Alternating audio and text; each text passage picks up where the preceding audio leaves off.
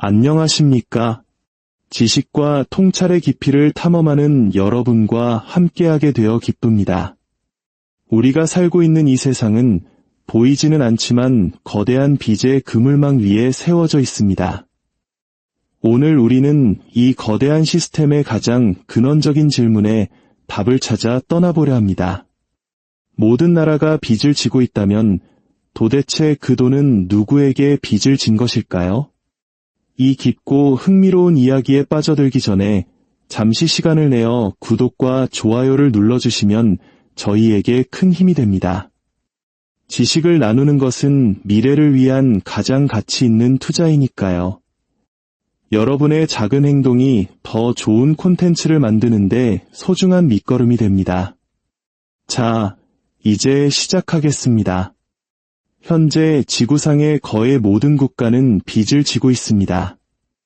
미국은 역사상 최고치인 38조 달러가 넘는 빚을 안고 있고, 유럽연합은 약 14조 달러, 일본은 9조 달러에 가까운 부채를 가지고 있습니다.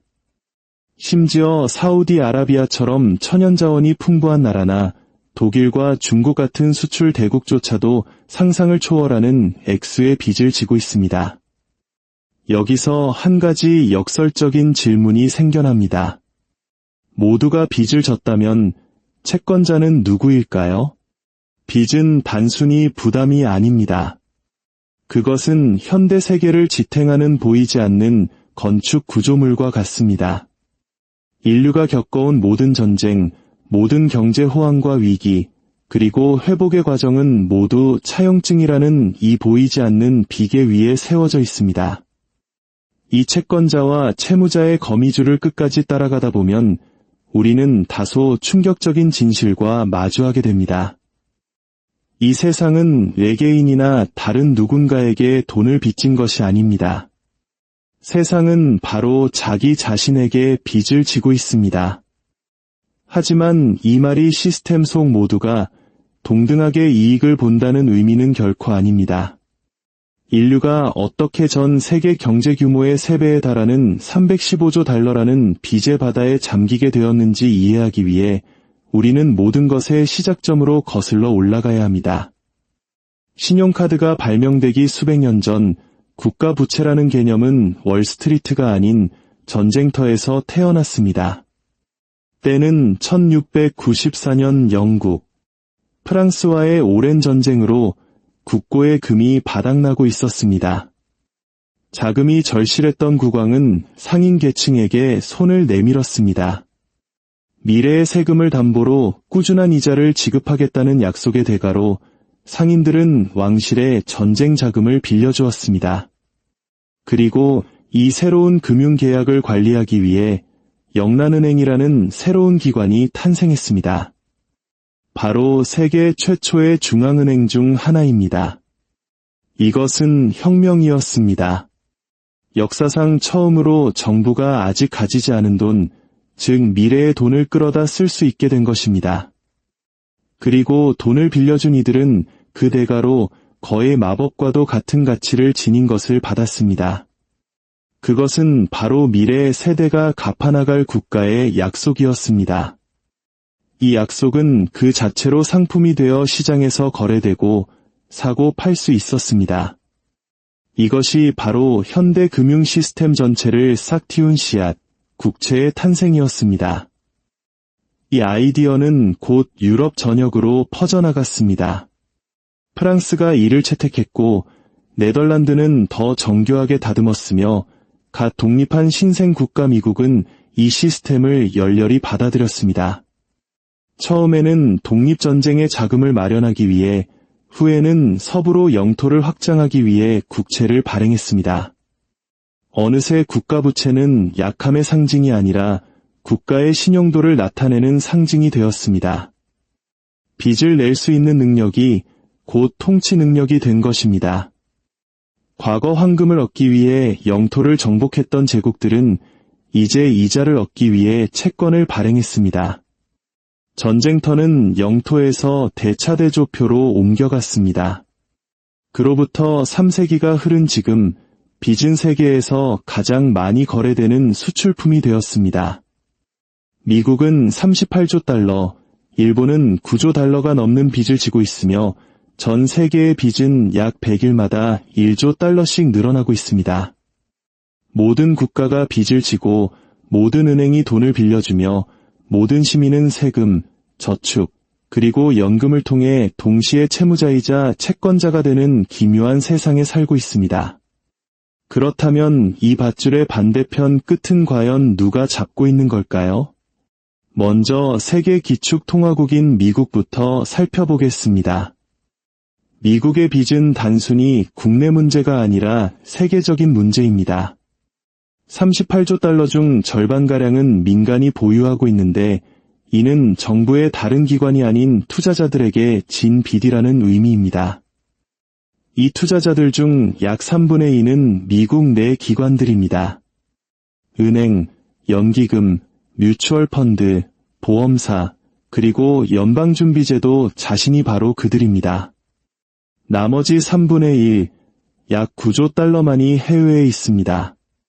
일본이 약 1조 달러로 가장 많고 그 뒤를 중국이 약 8천억 달러로 잇고 있으며 영국, 룩셈부르크, 벨기에 등이 그 뒤를 따릅니다. 따라서 미국이 중국에 빚을 졌다는 말은 기술적으로는 사실이지만 전체 부채의 약 2%에 불과한 부분적인 진실일 뿐입니다. 대부분의 미국 빚은 말 그대로 미국이 미국에게 진 빚입니다. 이 순환 구조는 이렇게 작동합니다. 미국 재무부가 국채를 발행하면 미국 내 은행과 펀드들이 이를 사들입니다. 때로는 연방준비제도가 이 채권을 다시 사들이면서 사실상 시중에 새로운 달러를 공급합니다. 미국 시민들은 이 채권의 이자를 갚기 위해 세금을 내고 그 이자는 다시 미국인들의 은퇴 계좌로 흘러들어갑니다. 마치 완벽한 원형 거울과 같습니다. 빚은 실제하지만 채권자는 종종 같은 시스템의 또 다른 모습일 뿐입니다. 그리고 이 순환성은 미국을 넘어 전 세계로 확장됩니다. 일본은 미국 국채를 사들여 미국에 돈을 빌려주고 미국은 IMF를 통해 유럽에 돈을 빌려줍니다. 유럽은 세계은행을 통해 개발도상국에 자금을 지원하고 개발도상국들은 자신들이 벌어들인 외환보유고를 다시 서구의 안전한 채권에 투자함으로써 선진국에 돈을 빌려주는 셈이 됩니다. 이것은 마치 뜨거운 감자를 돌리는 지구적인 게임과 같습니다. 단, 그 감자는 약속으로 만들어져 있습니다. 모든 나라가 다른 나라의 차용증을 들고 있고 모든 차용증은 또 다른 차용증에 의해 담보됩니다. 마치 포커 테이블의 모든 플레이어가 옆 사람에게 칩을 빌려서 게임을 하는 것과 같습니다.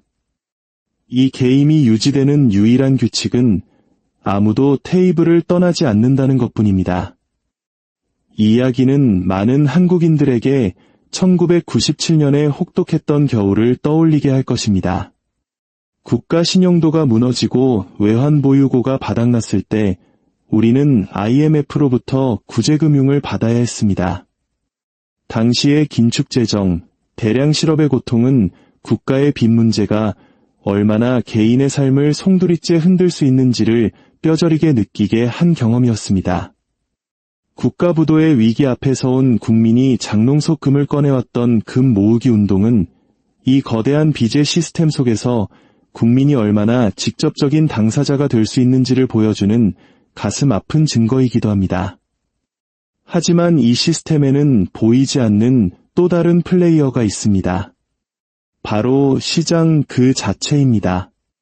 모든 국채의 배후에는 헤지펀드, 연기금, 국부펀드, 중앙은행 등 수십조 달러의 자산을 운용하는 거대한 기관들의 네트워크가 있습니다. 그들이 바로 신용의 진정한 중재자입니다. 그들은 어느 나라가 값싸게 돈을 빌릴 수 있고 어느 나라가 생존을 위해 비싼 이자를 물어야 하는지를 결정합니다. 시장이 한 국가에 대한 신뢰를 잃으면 통화 가치는 폭락하고 정부는 무너지며 국가 경제 전체가 하룻밤 사이에 재편될 수 있습니다. 민주주의는 누가 통치할지를 결정할지 모르지만 시장은 누가 살아남을지를 결정합니다. 그리고 이 모든 것의 중심에는 궁극적인 시장 조성자, 바로 중앙은행이 앉아 있습니다.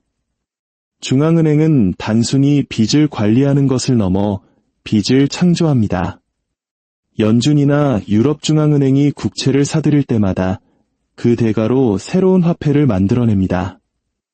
한쪽 대차대조표의 부채가 다른 쪽의 자산이 되는 마법이 일어나는 것입니다. 우리가 사용하는 모든 돈은 사실 세상 어딘가에 있는 빚을 상징합니다. 진실로 빚에서 자유로운 돈은 존재하지 않습니다. 수십 년 동안 이 시스템은 단 한 가지, 신뢰에 의해 유지되어 왔습니다.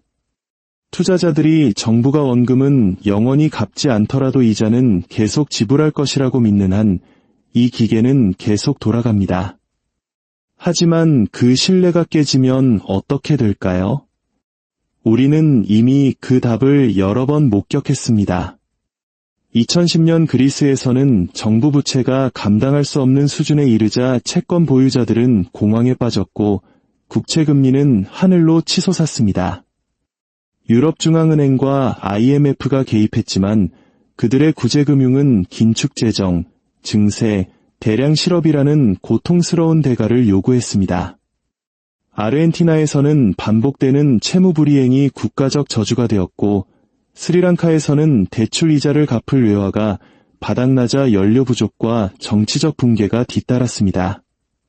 시스템이 무너지는 순간 IMF, 신용평가사, 그리고 익명의 채권자들이라는 보이지 않던 채권자들이 갑자기 모습을 드러내 국가 전체의 목을 조를 수 있다는 사실이 명백해집니다. 하지만 놀랍게도 모든 붕괴 이후에도 같은 논리가 다시 시작됩니다. 낡은 빚은 재조정되고 새로운 대출이 그 자리를 대신하며 기계는 리셋됩니다. 대차대조표의 이름만 바뀔 뿐입니다. 왜냐하면 21세기의 국가부채는 상환되기 위해 존재하는 것이 아니기 때문입니다. 그것은 연장되기 위해 존재합니다. 오늘날 정부들은 실제로 빚을 갚을 계획이 없습니다. 지금도 그리고 앞으로도 영원히. 이것은 음모론이 아니라 현실 정책입니다. 개인이 돈을 빌리면 원금을 갚아야 하지만 국가는 다르게 운영됩니다. 그들은 낡은 빚을 갚기 위해 새로운 채권을 발행하여 재융자를 받습니다. 경제학자들은 이를 채무 롤오버라고 부릅니다. 이는 이자 자체가 진정한 상품, 즉 시스템의 안정을 위해 지불하는 임대료가 되었음을 의미합니다. 이제 세계 경제는 그 임대료에 의존하고 있습니다. 숨을 쉬기 위해 계속 헤엄쳐야 하는 상어처럼 금융 시스템은 살아남기 위해 계속 돈을 빌려야 합니다.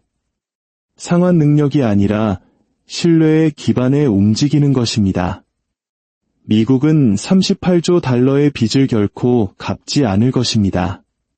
그들은 영원히 그것을 재융자할 것입니다. 일본은 수십 년 동안 바로 그 일을 해왔습니다.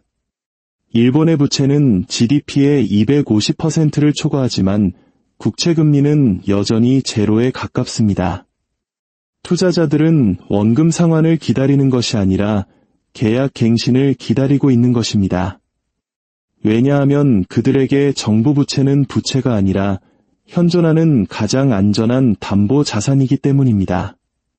미국 국채는 차용증이 아니라 화폐 그 자체로 취급됩니다. 연기금이 보유하고 은행이 담보로 사용하며 중앙은행이 준비 자산으로 계산합니다. 만약 정부가 실제로 빚을 모두 갚으려고 시도한다면 전 세계 금융 시스템은 붕괴할 것입니다. 상상해 보십시오. 미국 정부가 빚진 돈을 마지막 1달러까지 모두 갚기로 결정했다고. 전 세계 은행과 펀드들은 가장 안정적인 자산을 잃게 될 것입니다. 달러 공급은 줄어들고 디플레이션이 닥치며 경제는 파멸할 것입니다. 그래서 정부들은 정반대의 일을 합니다. 무모하지 않게 그러나 리드미컬하게 계속해서 더 많은 빚을 발행합니다. 그래서 정치인들이 균형 예산을 맞추거나 국가 부채를 갚겠다고 약속할 때 그들은 환상을 팔고 있는 것입니다. 목표는 빚을 없애는 것이 아니라 빚을 지속 가능하고 감당 가능하며 믿을 수 있게 유지하는 것입니다. 믿음이 사라지는 순간 숫자는 더 이상 중요하지 않게 됩니다. 그렇다면 결국 우리는 누구에게 빚을 지고 있는 것일까요? 우리가 우리 자신에게 빚을 지고 있다고 말할 때 그것은 절반의 진실입니다. 이자 지급은 사회 전체에 고르게 흐르지 않습니다. 그것은 세금을 내는 노동자와 시민들로부터 그 빚을 소유한 기관과 투자자들에게로 아래에서 위로 흐릅니다. 빚은 단순히 국가 간의 이전이 아니라 계층 간의 이전이기도 합니다. 세계적인 불평등과 세계적인 부채가 함께 증가하는 이유가 바로 여기에 있습니다. 이 시스템은 빚을 소유한 사람들에게는 보상을, 빚을 갚는 사람들에게는 부담을 줍니다. 결국 이 거대한 피라미드의 꼭대기에는 비난할 단 하나의 얼굴이 존재하지 않습니다. 중국도, 월스트리트도, IMF도 아닙니다. 그들 모두이자 바로 우리 자신입니다. 현대 금융 시스템은 빚 자체를 돈으로 바꾸어 놓았습니다. 정부는 빚을 발행하고 은행은 그것을 증식시키며 투자자들은 거래하고 시민들은 그것에 의존합니다. 채무자와 채권자의 경계는 알아볼 수 없을 정도로 흐려졌습니다. 한때 빚은 속박을 의미했지만 오늘날 그것은 균형을 의미합니다. 하지만 그 균형이 무너지고 신뢰가 깨지는 순간 환상은 끝나고 우리는 빚의 진짜 본질을 다시 마주하게 될 것입니다. 그것은 영원히 지킬 수 없는 약속이라는 것을 말입니다. 감사합니다.